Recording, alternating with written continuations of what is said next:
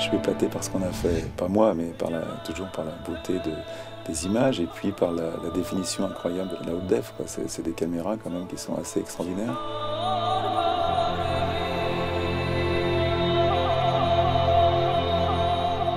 La caméra Cineflex est une boule gyrostabilisée. C'est un système qui a d'abord été développé par les militaires pour des systèmes d'assistance au tir et qui a été réutilisé dans le domaine du broadcast et du cinéma pour stabiliser les images. Bien souvent, la Cineflex arrive à gommer les vibrations et à rendre des images lisses, douces et des mouvements comme avec un Steadicam ou un chariot travelling, quoi. C'est une prise de vue aérienne qui serait faite comme avec une grue. C'est un mouvement de grue. Donc le pilote, c'est un peu le machiniste et l'opérateur, c'est le caméraman, c'est le cadreur.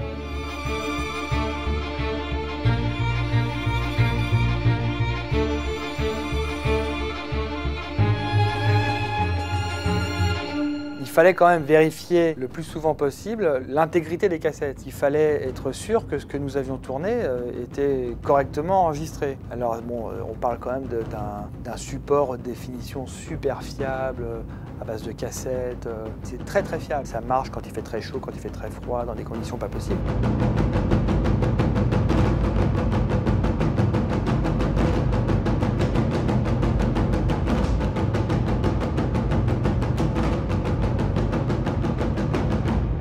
C'est une petite équipe, c'est toujours un hélicoptère, une caméra, un ingénieur vision et un cadreur et un pilote. Donc c'est 4 personnes dans l'hélicoptère maximum. Et sur la partie utilisation de la caméra, on retrouve effectivement les contraintes qu'on a toujours en aérien, c'est-à-dire les collisions avec des objets volants non identifiés, les insectes, également la pluie, les brumes et les problèmes qu'on peut trouver aussi des fois au décollage, c'est-à-dire des projectiles qui viennent abîmer en fait la lentille frontale de la caméra.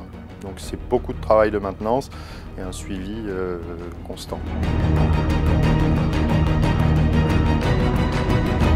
Ce qu'on fait est lourd, il y a une vraie responsabilité. On doit donner le meilleur de soi-même sur ce film. Et je pense que l'équipe qu'on a eue était géniale pour ça. Tout le monde a compris que c'était un film pas comme les autres.